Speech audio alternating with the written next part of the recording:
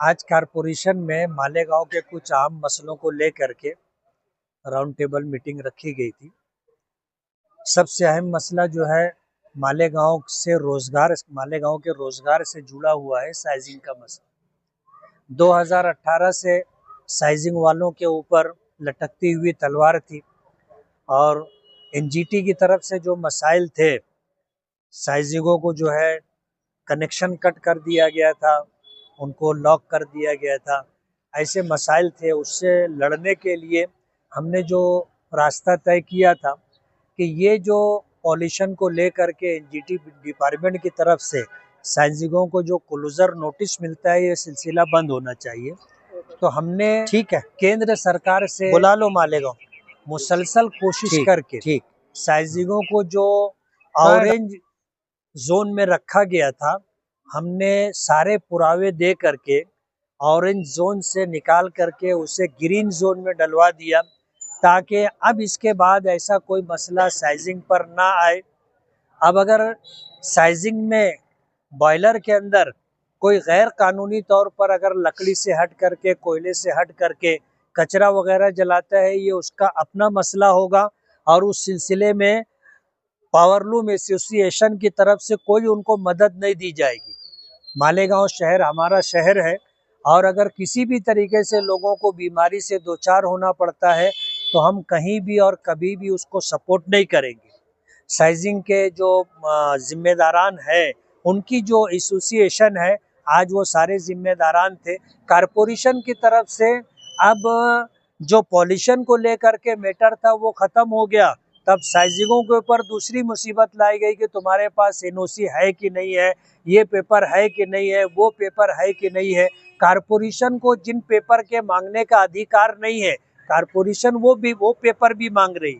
इसलिए हमने बैठ करके कारपोरेशन का जो अधिकार है कि बांध काम का एनओसी चाहिए, अगर है तो बात खत्म हो जाती है, नहीं है तो उसे किस तरह एनओसी दिया जा सकता है, इस सिलसिले में कारपोरेशन अपनी जिम्मेदारी पूरी करे।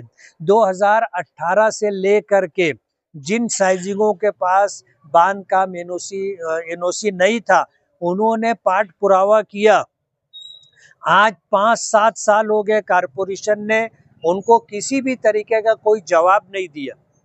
इसलिए हमने ये डिमांड की है कि उनको बांध काम की मंजूरी अगर नहीं है तो दे दी जाए और उसे कानून के दायरे में ला करके हर तरह की मुसीबत ख़त्म की जाए। एक विषय ये था। राउंड टेबल मीटिंग में दूसरा विषय जो हमारा था वो शहर के अंदर साफ सफाई को लेकर के। पीछे जो एजेंसी काम कर रही थी उसको कचरे का जो ठेका दिया गया था, कुछ 900 रुपये से लेके 1000 रुपये तक का था। काम बराबर नहीं होता था। नई एजेंसी को जो है काम दिया गया है और उसको जो बजाय 1000 के उसको 1900-2000 रुपये तक का उसको पर टन कचरा उठाने का पैसा दिया जा रहा है और शहर में कोई भी तब्दीली दिख नहीं रही है। अंधेर नगरी ये है कि सूखे कचरे का जो रेट दिया जा रहा है वही गीले कचरे का रेट भी उनको दिया जा रहा है। कितनी गाड़ियां लगानी थी और क्या क्या पोकलैंड बोलो, इसी तरह जो है दीगर मशीनें बोलो, साफ सफाई के लिए कचरे उठा के जहां डाले जाए वहां उनको क्या सब पूरा इंतजाम करके देना है, कुछ भी देखा नहीं जा रहा है और सारी जो है मिली भगत के साथ अंधेर नगरी चल रही है। दूसरा विषय ये था। तीसरा विषय हेल्थ डिपार्टमेंट का था। उसमें खास तौर पर हारून अंसारी हॉस्पिटल के अंदर जो सुविधा मिलनी चाहिए वो सुविधा नहीं मिल रही है।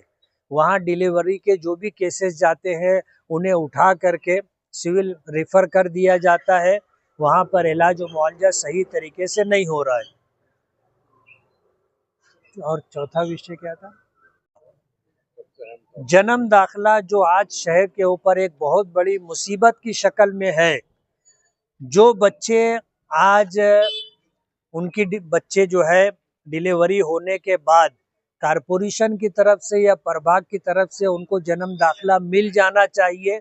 साल भर के ऊपर हो गया, उनको जन्म दाखिला बना करके नहीं दिया जा रहा है। जाहिर बात है गवर्नमेंट की तरफ से भी इस तरह की कोई पाबंदी नहीं है गवर्नमेंट की तरफ से जीआर है कि भाई 6 साल के अंदर के जो बच्चे हैं उनको जन्म दाखिला बना करके देना, लेकिन कारपोरेशन और प्रभाग की तरफ से दिया नहीं जा रहा है। और मृत्यु दाखिला जो है वो भी नहीं दिया जा रहा है। अब जाहिर बात है, अगर मैयत का दाखिला है, मैयत का दाखिला देने में तुमको क्या दिक्कत है? उसमें कोई बांग्लादेशी और रोहिंग्याई होने का तो कोई मसला ही नहीं है। हिंदुस्तान के अंदर किसी की डेथ हुई है, मैयत हो गई है, तो मैयत दाखिला इशू करना कारपोरेशन की और प्रभाग की जिम्मेदारी है। उनको मृत्यु दाखिला भी बना करके नहीं दिया जा रहा है। तो ये जो इस तरह के इश्यूज थे, उस पर हमने राउंड टेबल मीटिंग रखी थी। और इसी तरह जो शहर के अंदर अतिक्रमण है, अतिक्रमण डिपार्टमेंट है, उस पर ऑफिसरान जो है नामजद है, लेकिन शहर के अंदर अतिक्रमण निकालने के ताल्लुक से कोई कामकाज हो नहीं रहा है। शहर के अंदर जो बड़े बड़े रास्ते बंद हैं, लोगों ने बाकायदा घर बना करके वो रास्ते बंद कर दिए। हमने ये बात की कि वो रास्ते ओपन किए जाएं। उस रास्ते पर बसने वाले लोगों को मुतबादिल जगह दी जा चुकी है, घरकुल योजना में उनको खोली मिल चुकी है, उसके बाद भी वो रास्ते खोले नहीं गए।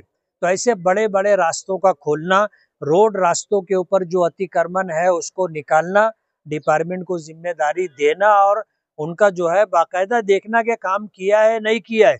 अतिक्रमण निकाला जाता है, दोबारा अतिक्रमण कर लिया जाता है और कारपोरेशन की तरफ से कोई निगरानी नहीं है। होना ये चाहिए कि दोबारा अगर अतिक्रमण हो तो सारा सामान जमा हो जाना चाहिए, और होना ये चाहिए कि ऐसा करने वालों के ऊपर जो है जो खर्चा आता है वो जुर्माना उनके ऊपर डालना चाहिए। तो ही अतिक्रमण का कोई फायदा होगा और शहर के रोड रास्ते कुशादा होंगे।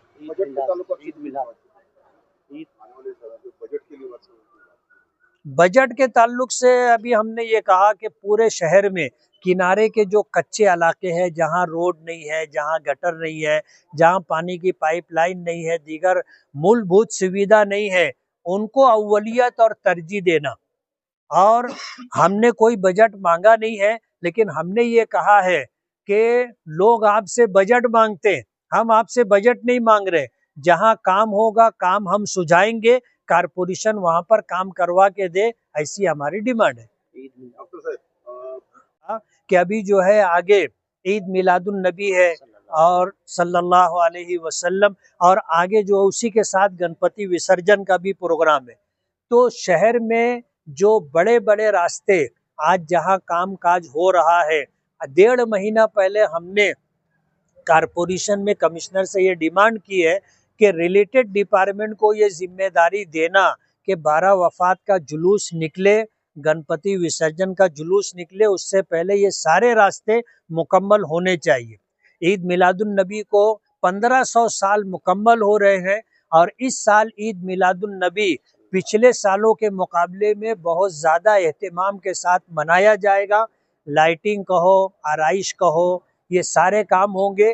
कारपोरेशन अपनी जिम्मेदारी पूरी करे।